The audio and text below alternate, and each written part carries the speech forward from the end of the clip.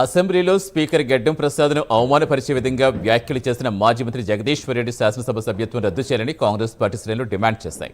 పెద్దపల్లి జిల్లా గోదావరికని పట్టణ చౌరస్తాలో మాజీ మంత్రి జగదీశ్వర్ రెడ్డి దిష్టిబొమ్మ దహనం చేశారు. జగదీశ్వర్ రెడ్డిపై వెంటనే చర్యలు తీసుకోవాలన్నారు.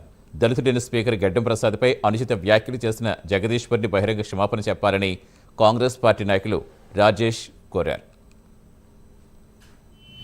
ఈరోజు దళితులు అంటే మీకు ఎందుకంత చులకనని మేము అడుగుతా ఉన్నాం.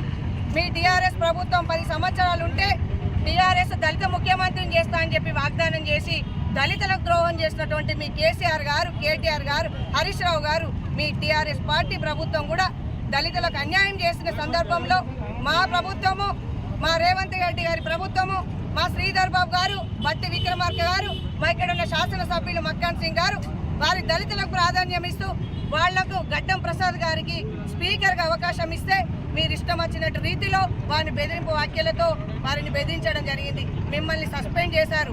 అయినా కూడా మీరే దొంగ దొంగ అంటే భుజాలు దడుముకున్నట్టు మీరే దడుముకుంటూ మీరే దిష్టి బొమ్మలు తయారు చేస్తూ మీ యొక్క వ్యాఖ్యలకు మీరు చేస్తున్నటువంటి కార్యక్రమాలను ప్రజలంతా గమనిస్తూ ఉన్నారు. మీరు ఏ రోజు రాజ్యాంగాన్ని గౌరవించారు? డాక్టర్ బిఆర్ అంబేద్కర్ గారు రాజ్యాంగాన్ని రచిస్తే దానికి అనుగుణంగా గడ్డం ప్రసాద్ గారిని రాష్ట్రపతి మన స్పీకర్గా చేస్తే మీరు అవమానిస్తారా?